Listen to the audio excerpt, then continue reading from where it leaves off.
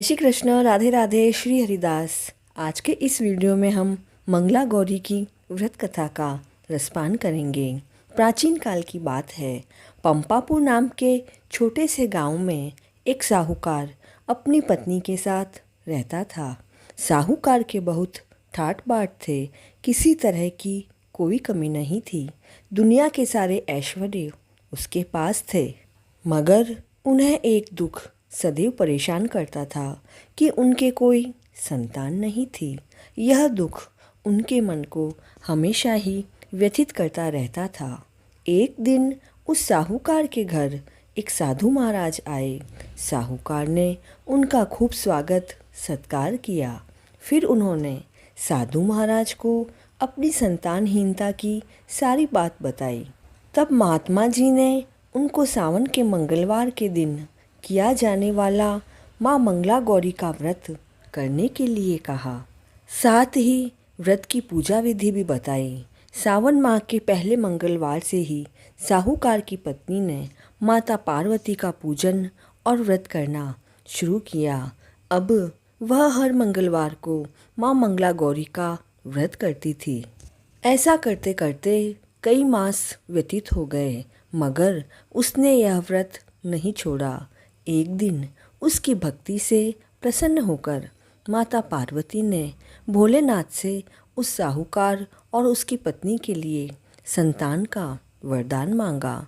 उस रात साहूकार ने सपने में एक आवाज़ सुनी कि जिस आम के पेड़ के नीचे गणेश जी विराजित हो, उस आम के पेड़ का फल तोड़कर अपनी पत्नी को खिला देना, तुम्हें पुत्र प्राप्त होगा।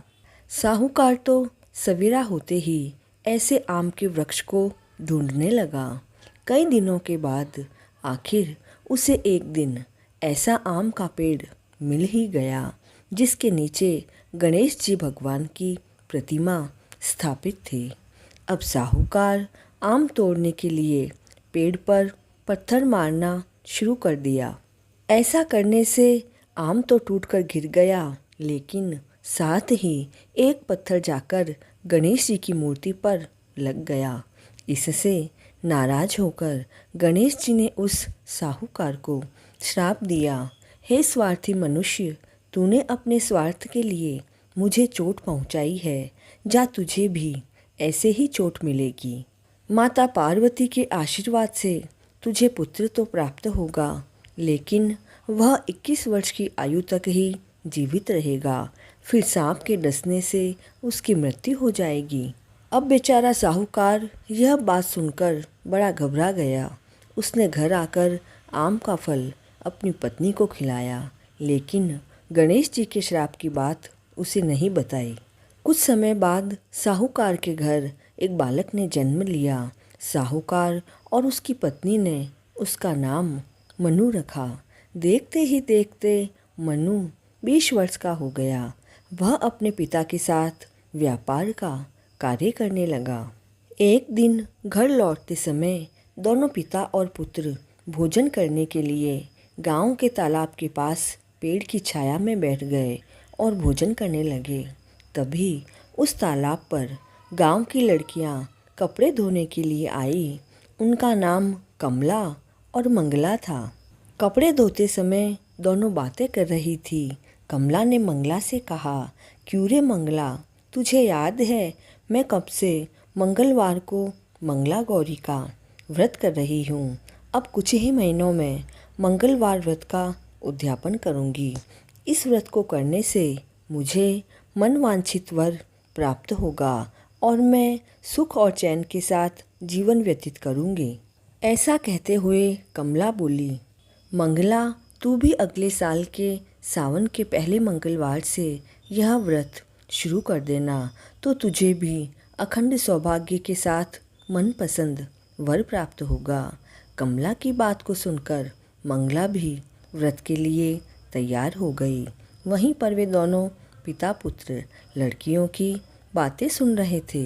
उनकी बातों से साहूकार समझ गया कि कमला नाम की लड़की उसके बेटे के लिए सर्वश्रेष्ठ है, क्योंकि वह तो मंगला गौरी का व्रत करती है और उसी के प्रभाव से उसे अखंड सौभाग्य का वरदान प्राप्त है। यह सोचकर साहूकार ने तय किया कि कमला का विवाह मनु के साथ करवाएंगे। अब साहूकार कमला के पीछे पीछे उसके घर की ओर चल गया। कमला के पिता उस नगर के मुख्य साहूकार थे। उन्होंने कमला और मनु के विवाह के लिए हाँ भर दी। अब कमला और मनु का विवाह हो गया। ससुराल आने पर भी कमला ने मंगला गौरी का व्रत नहीं छोड़ा। वह तो नियम से मंगला गौरी का व्रत करती थी। उसके व्रत के प्रभाव से प्रसन्न होकर एक दिन माता पार्वती ने कमला को स्वप्न में दर्शन दिए और कहने लगी, सुनो कमला, मैं तुम्हारे व्रत से बड़ी प्रसन्न हूँ, लेकिन तुम्हारे पति की आयु कम है। अगले महीने मंगलवार के दिन एक सांप तुम्हारे पति के प्राण लेने आएगा, लेकिन तुम बिल्कुल भी नहीं घबराना और उस सांप के लिए एक प्याले में मीठा दूध रख देना और उसके पास ही एक खाली मटका भी रख देना। वह सांप दूध पीकर अपने आप ही उस मटके में आ जाएगा और तुम उस मटके का मुंह कपड़े से बांध देना, जिससे तुम्हारे पति के प्राण बच जाएंगे। अगले महीने का मंगलवार आया। कमला ने यह बात किसी को भी नहीं बताई और माता पार्वती के कहे अनुसार ही कार्य किया। सांप आया और दूध पीकर मटकी में जाकर बैठ गया और कमला ने मटके का मुंह बांध दिया और उसे जंगल में रखकर आ गई। अब माता पार्वती की कृपा से कमला के पति के प्राण बच गए। इस तरह मंगला गौरी व्रत के प्रभाव से मनु को श्राप से मुक्ति मिल गई। जब सभी को यह बात पता लगी तो सभी बहुत खुश हुए, माँ गौरा के गुणगान करने लगे। गांव की महिलाओं ने कमला से व्रत की विधि पूछी और व्रत शुरू कर दिए। कमला ने अगले महीने के मंगलवार को मंगला गौरी व्रत का उद्यापन बड़े धूमधाम से किया। इस तरह माता मंगला गौरी के आशीर्वाद से कमला के पति की जान बच गई। हे माता पार्वती, जिस तरह आपने कमला के पति की आयु लंबी करी, उसी तरह कहानी को कहने और सुनने वाले सभी पर अपनी कृपा करना। इस अखंड सौभाग्य को देने वाली कहानी को अधिक से अधिक शेयर करें और चैनल पर नए हैं तो please like, share and subscribe this channel. जय श्री कृष्णा।